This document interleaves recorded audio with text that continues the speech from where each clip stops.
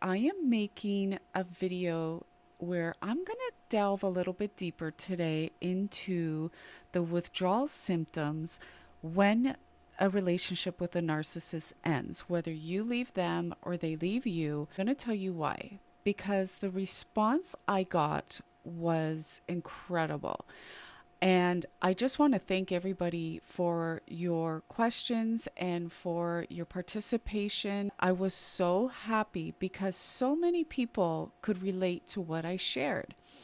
And, when you share things of your personal experience, sometimes you're taking a bit of a chance. It's a bit of a risk because you don't know if everybody's going to get it. I mean, when it comes to narcissism, I've studied enough to know that most people, in fact, I would say 100% of every person that has ever ended a relationship with a narcissist and been through this experience has gone through withdrawal symptoms. That addiction you will identify, and so many of you did. At the end of the day, in this specific situation when you've been with a narcissist, we really connect on another level. Because I will say this, if somebody has not been involved with a narcissist in a romantic relationship, and I'm talking a narcissist that is high on the scale, the DSM scale.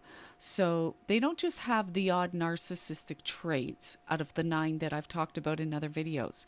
They have 5 or more, and they are consistent all the time. I'm trying not to jump all over the place because I love sharing because I want this to resonate with people. More than anything, I just want you to know you are not stuck in this relationship. You've got them no contact, you haven't been talking to them, you've left, you've walked away, you've chosen yourself, you realize your value now that you're out and your mind is getting clear, and you're like, I'm so done, right? And you're on that road to recovery, and then all of a sudden you start getting these crazy cravings. So your body, when you leave this relationship, why are we feeling this way? Why is it so hard to shut it off?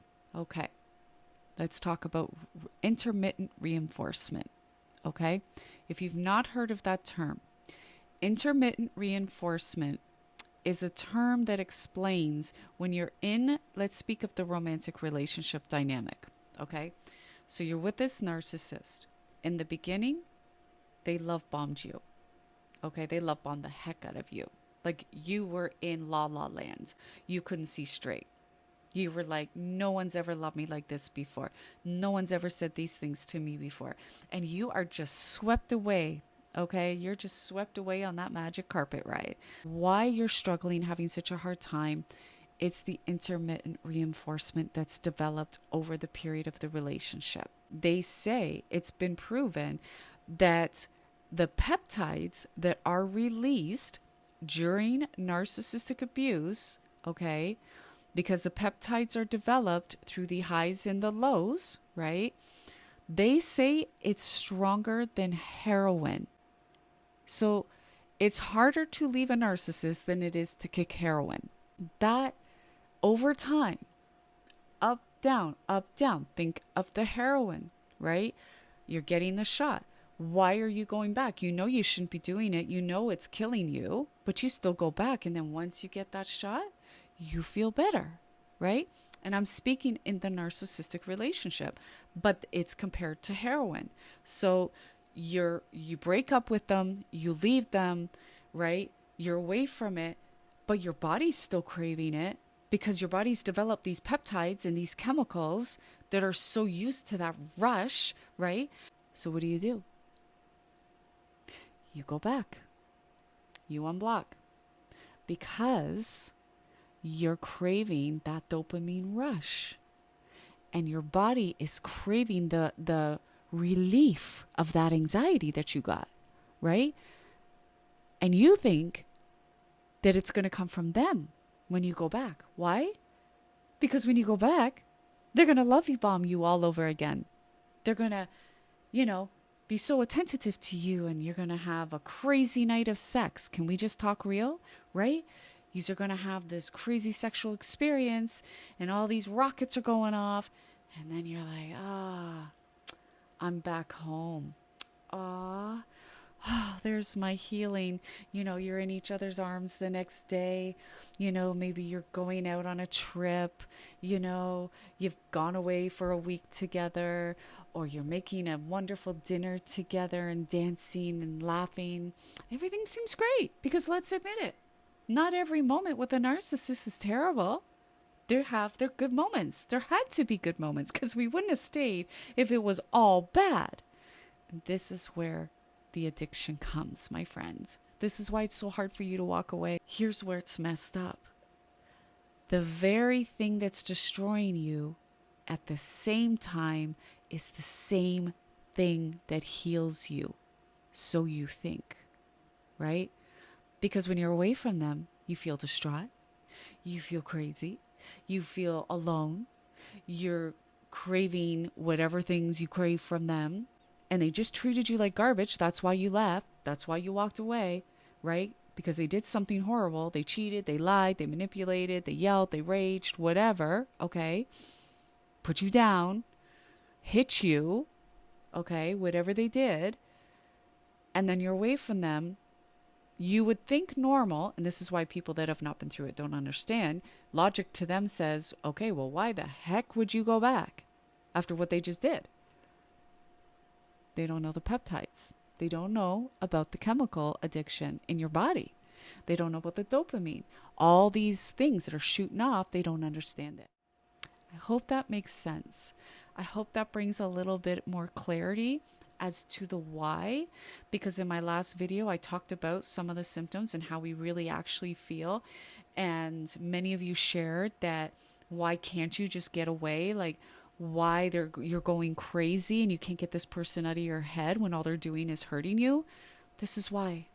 It's your body tricking you. It's the peptides. It's the chemicals that have been releasing over all the period of your relationship. It's the love bombing and the great sex and the gifts and all the sweet words, all that love bombing, right? The sweet words, the promises of never failing love, commitment, right? I went through it. That's how I can speak to it. I don't have a script. I don't need a script. I lived it.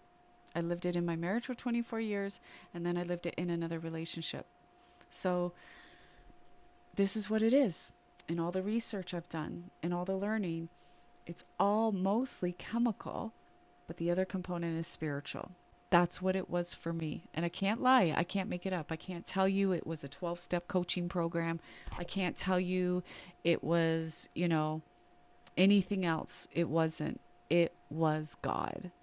And it was the Word of God, and it was deliverance. And so I'm excited to share that next part with you. So I hope you've been encouraged, and I hope you've gotten a bit more insight as to why you're feeling this way, why it seems so impossible.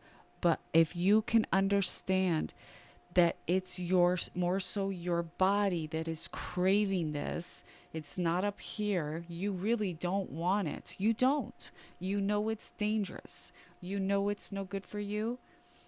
It's the chemicals. You've become addicted. Your body's craving that dopamine rush. Your body is craving that abuse. Sad to say, but it is. It's craving the very thing it doesn't need or want. But because you found relief temporarily, every couple of days in the relationship, it was good. Your body wants to naturally go back to that and find that relief. Okay? It's not you. You know it's wrong. You know it's hurting you. You know it's hurting those around you that are watching you break down. Okay? So just remember that when you're going through this, know that you will come out. I come out.